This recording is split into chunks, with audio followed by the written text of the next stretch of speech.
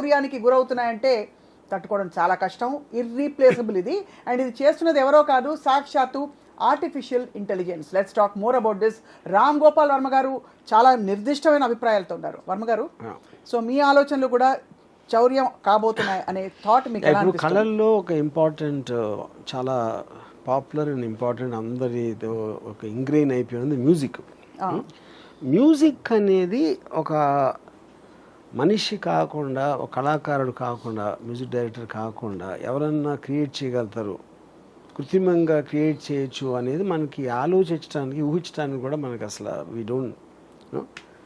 అది నేను hardly few weeks back నేను డిస్కవర్ చేశాను దీని గురించి. అంటే ఒక ఆల్మోస్ట్ మన జాదూ టోన్ అంటారు కదా, అవును, ఒక లిరిక్ ఇచ్చి పాట అంటే 15 సెకండ్లో పాట ఇచ్చేసి, అది బాగాలేదంటే ఇంకోటి ఇచ్చేసి, మిస్ నాకు ఈ టైప్లో కావాలి, ఫాస్ట్గా కావాలి, స్లోగా కావాలి, ఎలాంటి ఇది ఇచ్చినా పాట ఇచ్చేస్తాను. అది ఎలాగ పాసిబుల్ అంటే ఇప్పుడు singer voice, music, everything is generated artificially. So అప్పుడు నెక్స్ట్ ఏమవుతుందంటే, అంటే అప్పుడు ఏంటి, నేను ఒక మ్యూజిక్ డైరెక్టర్తో మాట్లాడితే తను ఏదో ఒక కాంపిటేటివ్ మ్యూజిక్ డైరెక్టర్ లాగా అని ఫీల్ అయ్యాడు. అంటే ఏఐ అది ఏదో మెషిన్ అండి, ఏదో చెత్తాచారం వేస్తుంది. ఇప్పుడు చెత్తాచారం కాదు, అదేంటంటే ఇప్పుడు మామూలుగా నేను ఒక మ్యూజిక్ డైరెక్టర్ దగ్గరికి వెళ్ళాను అనుకోండి, నేనేమంటాను, సరే నా సాంగ్లో సిచ్యువేషన్ ఇదండి, నాకు ఇలాంటి సాంగ్ అనేది ఒక రెఫరెన్స్ పాయింట్, ఏదో ఇలాంటివి చెప్తాను, 4-5 బ్రీఫ్స్. తను ఏదో ఒక ట్యూన్ చేస్తాడు, ఈ ట్యూన్ ఇలా అనుకోవట్లేదు, ఇది ఏదో నేను ఇంకోటి ఏదో చెప్తాను, మళ్ళీ తను ఏదో అంటాడు. దాని తర్వాత ఓకే అనుకుంటే చరణం చేసి దాన్ని మళ్ళీ దానికి ఒక మ్యూజిక్ రికార్డింగ్ చేసి సింగర్ని పిలిచి అది ఇది మొత్తం ఈ మొత్తం తతంగాన్ని అది 15 సెకండ్లు చేస్తాను. ఇది ఒక పాయింట్. అప్పుడు నెక్స్ట్ పాయింట్ ఏంటి, అది బాగా చేస్తుంది అంటే, బాగా చేస్తుంది ఎవరి దృష్టిలో బాగా చేస్తుంది అది, అంతే కదా. ఇప్పుడు ప్రతి వాళ్ళకి టేస్ట్ డిఫరెన్స్ ఉంటుంది కదా. అప్పుడు నేను సేమ్ థింగ్, నేను నిజమైన మ్యూజిక్ డైరెక్టర్ కూడా నాకు బాగాలేదు ఈ సాంగ్ అని చెప్తే ఇంకోటి చేస్తాను అంటాడు, మళ్ళీ ఇంకొక అది ఆ టైం పీరియడ్ అంత అవుతుంది. ఓకే, సో ఇప్పుడు మీకు నచ్చే వరకు 15 సెకండ్లకు ఒక పాట ఇచ్చేసి మీరు చెప్పిన దాంతోనే మీకు ఏదో ఒకటి నచ్చుతుంది కదా కొంతసేపు అయ్యాక. సేమ్ థింగ్ మ్యూజిక్ డైరెక్టర్ అయినట్టే. అవును, అంతే కదా. అప్పుడు మ్యూజిక్ డైరెక్టర్ తను ఏమన్నాడంటే, ఇప్పుడు ఒక యావరేజ్ మ్యూజిక్ డైరెక్టర్, అంత విషయం లేని మ్యూజిక్ డైరెక్టర్కి హెల్ప్ అవుతుంది అన్నాడు. నేనేమన్నా అండి, ఇది మ్యూజిక్ డైరెక్టర్ లేకుండా చేస్తుంది, ఇది మ్యూజిక్ డైరెక్టర్ హెల్ప్ కాదు. అట్ ద మోస్ట్ ఏంటంటే ఫైనల్గా మ్యూజిక్ అంటే ఏంటి, టేస్ట్ అది అంతే. ఇప్పుడు క్షణక్షణం పాటలు చాలా డిఫరెంట్గా ఉంటాయి. ఉదాహరణ చెప్తున్నా, లేకపోతే ఇంకో సినిమాకి ఏదో, లేకపోతే రోజాలో మణిరత్నం టేస్ట్ వేరే ఉంటుంది, నాది వేరే ఉంటుంది రంగీలాలో. సో ఒక డైరెక్టర్ కానీ, మ్యూజిక్ డైరెక్టర్ కానీ, ఎవరన్నా విన్నోడు కానీ, వాడి టేస్ట్ అనేది మ్యాటర్ అవుతుంది అక్కడ. అవును. అప్పుడు ఏ ఇచ్చిన మ్యూజిక్ని మీరు మీ టేస్ట్లో మీకు ఏమి నచ్చుతుంది అనేది యాక్చువల్ పాయింట్. అది మీ టేస్ట్ ప్రకారం ఏది మీకు ఓకే అవుతుంది. ఇప్పుడు మీకు ఫర్ ఎగ్జాంపుల్ కర్ణాటక సంగీతం ఇష్టం, నాకు లేదు. అవును. అప్పుడు నాకు కర్ణాటక రాగంలో ఇస్తే నేను కాదంట. కానీ మీరు చెప్పేటప్పుడే నాకు ఈ స్టైల్లో కావాలి, వాల్స్లో కావాలి, హార్డ్ రాక్ కావాలి, లేకపోతే ఎక్సా వయ్యా ఉన్న మ్యూజిక్ స్టైల్స్లో మీరే ఇస్తున్నారు దానికి ప్రాంప్ట్ ఏ స్టైల్లో కావాలో ఆ సాంగ్ అని. సో ఇక్కడ ఈ పాయింట్ మీరు చెప్తున్నది ఎలాబరేట్ చేస్తే బిగ్గెస్ట్ బెనిఫిట్ ఏంటి, కాస్ట్ కటింగా, టైం సేవింగా, లేక? Obviously cost and time saving, అది ఆబ్వియస్. కానీ ఇంకా పెద్ద ఏంటంటే మ్యూజిక్ ఇండస్ట్రీ చచ్చిపోతుంది. ఇప్పుడు మ్యూజిషియన్స్ ఎందుకు నేర్చుకుంటారు మ్యూజిక్ అసలు? ఇప్పుడు సింగర్స్ ఎందుకు వస్తారు అంటే ఒక ప్రొఫెషన్ లేదంటే అది లేదు కదా. ఎందుకంటే అదంతా బైపాస్ చేసి ఇది మీకు ఇచ్చేస్తున్నప్పుడు ఆ ప్రొఫెషన్ మీరు అసలు దాన్ని ఫాలో అవ్వటం మీనింగ్ లేదు కదా. ఇంకా అయినా ఇది కొత్తగా ఇన్నోళ్ళకి షాకింగ్ ఉంటుంది. నేను ఇప్పుడు ఒక డెమాన్స్ట్రేట్ చేస్తాను అన్నమాట. ఇప్పుడు ఒక లిరిక్ రైటర్ ఒక అమ్మాయిని మ్యాథమెటిక్స్తో పోల్చమని ఒక ఇది ఇచ్చాను, ఒక లిరిక్ కాన్సెప్ట్. ఓకే. ఇప్పుడు అతను ఇచ్చిన లిరిక్స్ని నేను ఈ one of these A generation music యాప్లో పెట్టాను. పెడితే అది అంటే నేను చెప్పిన దాన్ని బట్టి ఒక వర్షన్స్ ఇచ్చుకుంటూ పోయింది. ఓకే. నేను నా టేస్ట్కి ఏదో అనుకుని కొన్ని పల్లవులు చేశాను.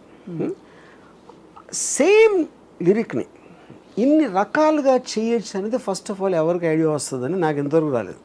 ఇన్ని ఇంటర్ప్రిటేషన్స్ ఉండగలుగుతాయి అనేది ఒకే దానికి. ఓకే, ఇప్పుడు ప్లే చేస్తాను.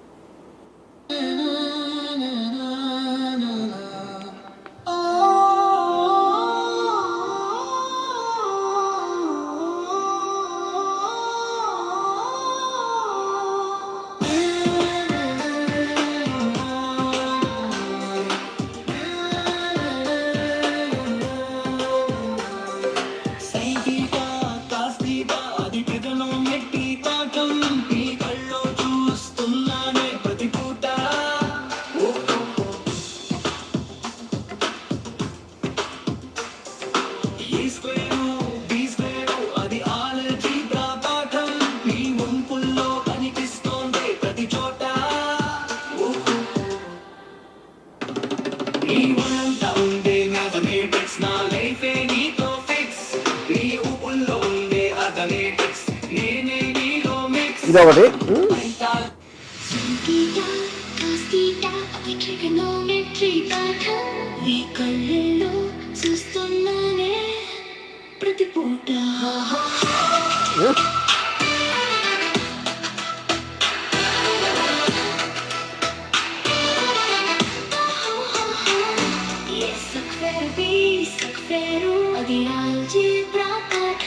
నీ వంపుల్లో కనిపిస్తుంది ప్రతి చోట.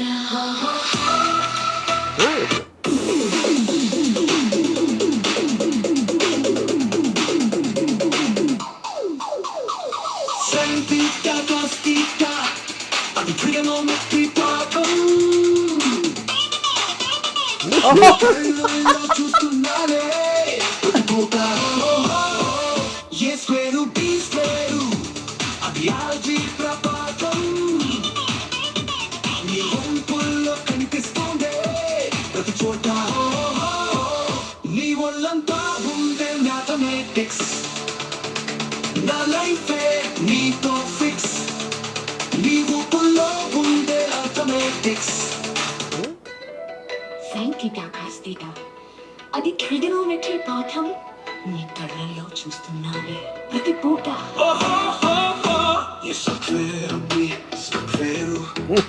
అది ఆల్జీబ్రా పాఠం, నీ ఊపుల్లో కనిపిస్తుంది ఒక లక్షణంగా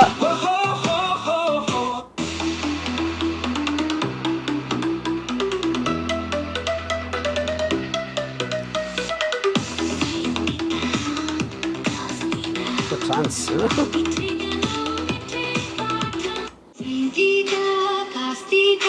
ట్రిగనోమెట్రీ పాఠం, నీ కళ్ళల్లో చూస్తున్నానే ప్రతి పూట. అది ఆల్జీబ్రా పాఠం, నీ వంపుల్లో కనిపిస్తోందే ప్రతి చోట. సో ఇప్పుడు మీకు 6 వినిపించాను, అది 100 ఇస్తుంది, 200 ఇస్తుంది variations, and all of them each of them in 15-10 seconds.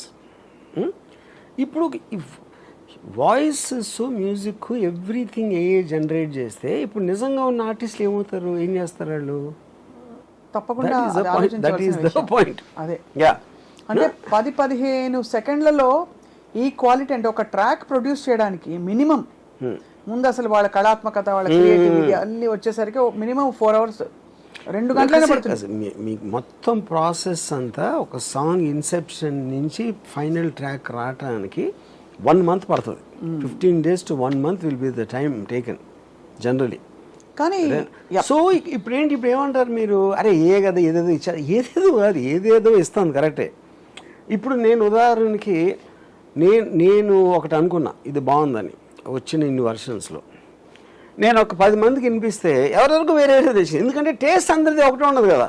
అవును, మీకు నచ్చిన కొన్ని పాటలు ఫెయిల్ అవుతాయి, మీకు నచ్చని పాటలు సక్సెస్ అవ్వచ్చు సినిమాలాగే. అది that is all the time అవుతుంది. ఆర్ట్లో కూడా మీరు ఆర్ట్ గ్యాలరీకి వెళ్తే అందరికీ ఒకే పెయింటింగ్ నచ్చదు కదా. అవును, వేరే వాళ్ళకి వేరే నచ్చుతాయి. కానీ మీకు ఆ స్పీడ్ ఆఫ్ జనరేషను అంత ఫాస్ట్గా ఇచ్చినప్పుడు అది ఎలాగ మీరు అసలు how will you even understand the cortex? కానీ టు బి చాలా ఇది ఎఫిషియన్సీ పాయింట్ ఆఫ్ వ్యూ నుంచి నో డౌట్ అన్డిబేటబుల్. కానీ ఫ్రాంక్లీ స్పీకింగ్ ఒక ఇళయరాజా గారి వెస్టర్న్ సింఫనీ ఆర్కెస్ట్రాస్ అన్నీ వచ్చి తెలుగు పాటల్లో తమిళ పాటల్లో ఇముడుతాయని ఆయన ముందు ఎవరూ అనుకోలేదు, ఊహించుకోలేదు. అలాగా ఇప్పుడు ఈ కొత్త ఛాలెంజ్ వచ్చినప్పుడు ఏఐ ఇంత ఫాస్ట్గా ఇంత బాగా ఫట్ ఫట్ ఫట్ చేసేస్తుంది అన్నప్పుడు మేబీ ఎవరు కనీ విని ఎరుగని ఒక సంగీతం కొత్తగా పుట్టుకొస్తుందన్న పాసిబిలిటీ లేదంటే అదే అంటున్నాను. ఆ పాసిబిలిటీ ఉట్టి మీకు ఇదే చేస్తుంది, మనీష్ చేయలేడు అంటలేదు. ఇప్పుడు ఇది కూడా ఒక మ్యూజిక్ డైరెక్టర్, ఇది కూడా మ్యూజిక్ డైరెక్టర్ అంటే ఇది ఒక హైబ్రిడ్ మోడల్లో ఉంది. హైబ్రిడ్ కాదు, అది మీరు అడిగిన దాన్ని బట్టి కదా. మీరు ఇండియన్ ఫోక్లో ఏమంటారా ఇది ఏమంటారా దానికి ఒక 500 స్టైల్స్, అది కూడా నాకు తెలియదు. 500 టైప్స్ ఆఫ్ మ్యూజిక్ ఉందని నాకు తెలియదు ఇంతవరకు ఏ వచ్చేవరకు. కానీ అప్పుడు మీరు ఇచ్చిన ప్రాంప్ట్ బట్టి చేస్తుంది, అది చేయట్లా. అవును, సపోజ్ మీరు ఇళయరాజా గారు లాంటి పాట కావాలంటే ఇస్తుందా, రాజా సార్ లాంటి పాట? I don't know if you can mention names, ఎందుకంటే that might come under copyright infringement. Sure about అది. ఇప్పుడు కానీ ద పాయింట్ ఏంటంటే ఇది మ్యూజిక్ డైరెక్టర్ ఎలా ఆలోచిస్తారో అలా ఆలోచిస్తుంది. అవును, ఇప్పుడు ఇళయరాజా టైప్లో కావాలి అంటే ఇళయరాజా టైప్ ఏదో స్టైల్ ఉంటుంది కదా, దానికి ఏదో ఇండియన్ ఫోకో లేకపోతే ఏదో what ever Ilaiyaraaja uses, western classical అలాంటివి వాడతారు కానీ ఆయన. అప్పుడు మీరు ఇళయరాజా అనుకుంటే వెస్టర్న్ క్లాసికల్